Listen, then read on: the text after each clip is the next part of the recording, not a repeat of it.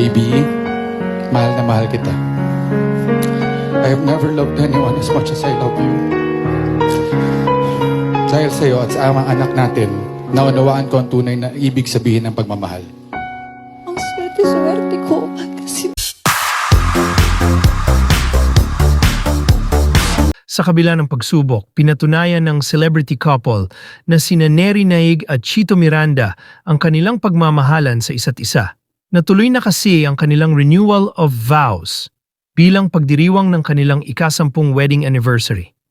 Magugunitang na-postpone ang muling pagpapakasal ng dalawa dahil sa matinding pagsubok na kanilang hinarap na kung saan ay inaresto at nakulong si Neri dahil sa naging issue sa isang skincare company.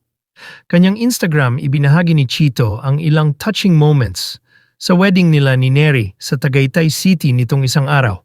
Sa wakas, okay lang na medyo na-delay. Ang importante na tuloy. Hindi naman tayo nagmamadali. I'm not going anywhere at habang buhay naman tayo magsasama. Hindi kita papabayaan. Happy 10th anniversary, asawa ko. Tag-team partners for life. December 2014 ang unang kasal at intimate wedding ni Neri at Chito na ginanap rin sa Tagaytay. Kung matatandaan, noong Nobyembre 23 last year, nang inaresto si Neri ng mga operatiba ng SPD habang nasa isang convention sa Pasay City. Ito ay dahil sa umano'y paglabag sa Securities Regulation Code, estafa at syndicated estafa. Noong Nobyembre 30, nagbayad ng piyansa ang celebrity mom para sa isang kinahaharap na 14 counts of violation of Securities Regulation Code sa halagang 1.7 million pesos. At nitong Pebrero nang ibinasura na ng Pasay City RTC ang lahat ng kaso ni Neri Naig.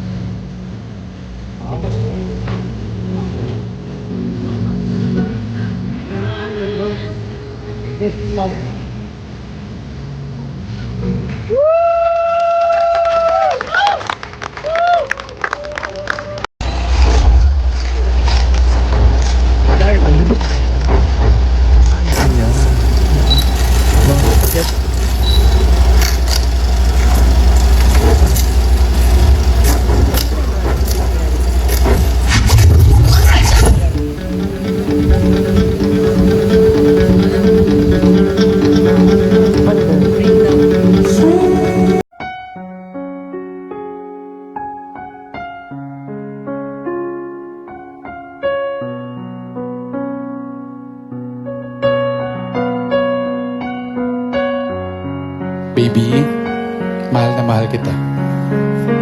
I have never loved anyone as much as I love you. Dahil sa'yo at sa amang anak natin, naunawaan ko ang tunay na ibig sabihin ng pagmamahal. ang swerte-swerte ko kasi mahal na mahal mo ko. And even in my moments of doubt, you love me harder.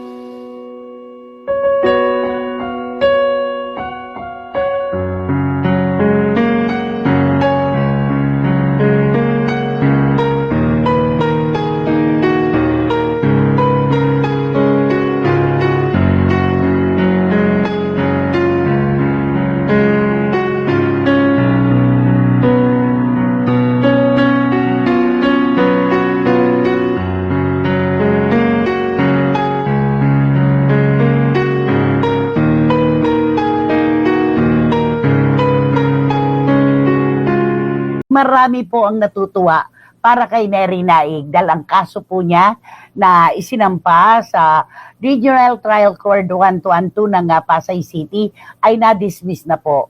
At syempre, ganun na lamang po ang pagpapasalamat ni Chito Miranda sa lahat ng nanalangin, nag-wish ng maganda para sa kanyang misis. Tingnan mo to, Romel, si Neri Naig. Ano muna ang point mo dyan? Naku, ito ang pinakamaganda sa mga kasong na, di ba, natatapos sa ganitong magandang nalilinis ang pangalan mo na dati kang inusgahan ng karamihan, di ba?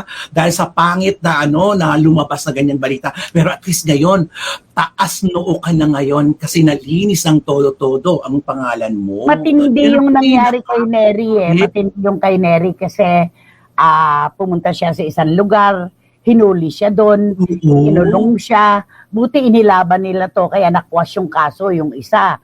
Pero sumampa yung isa, di ba? Pero dismissed na ngayon.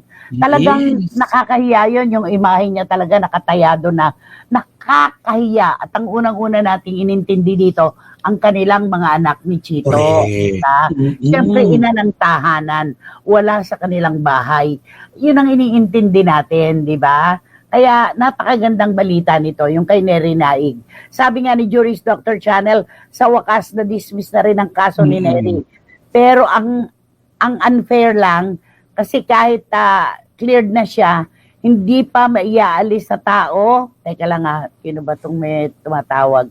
Maiaalis sa tao ang magduda, lalo na pagdating sa business dealings. Kung ako sa kanya, hindi ko palalampasin yan. Babalikan ko yung mga nanggipit at nag-file ng kaso. Malicious prosecution, civil damages, defamation or libel, at baka pati perjury. Charot lang. Pero seryoso, sabi niya. Kasi, alam mo naman, juris doctor. Juris Doctor Channel, alam niya ang batas. Ayan.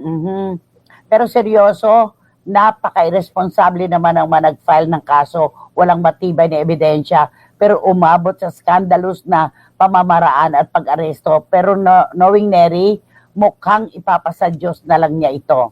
Nakakalungkot naman talaga, di ba? Yung imahe mo na talagang nadagtaan, tapos ayun, inilaban niya. Kaya dapat po lalaban talaga tayo. Huwag tayong susuko sa anumang paghamon sa buhay. Kita natin to, napakadilim nung nakaraan na ito. Ngayon, sinliwanag ng pagsikat ng araw sa tanghalin tapat. Dismissed. Diba? Correct. Ang sabi nga ni Chito na, di ba, mabuti lang binig siya ng pagkakataon ipaliwanag ang kanyang side. Diba? Yun din naman ang maganda doon. Nabigyan siya ng pagkakataon na ipaliwanag ang kanyang sarili. Isipin mo, kulang na kulang sa mga ebidensya. Hindi nga ba, yung kay Neri, di ba, hindi rin nakarating sa kanya yung mga sampina. Wala mga ebidensya. Kaya dismiss talaga, ibabasura talaga. Sabi naman, nako, eto si Wating-Wating. Yan ang hirap huli sila ng huli. Inosente naman pala. Pero yung mga magnanakaw sa kaba ng yaman, pa rin pakuyakoy. Mga chuchu kayo, ilang araw natulog yan sa kulungan, kinaladkad nyo. Ilang araw yan na natulog sa kulungan, kinaladkad nyo pa sa kahiyan. Yung emotional and mental stress na pinagdaanan, paano? Oo, napakahirap ng mabalik magamot yun. Di ba?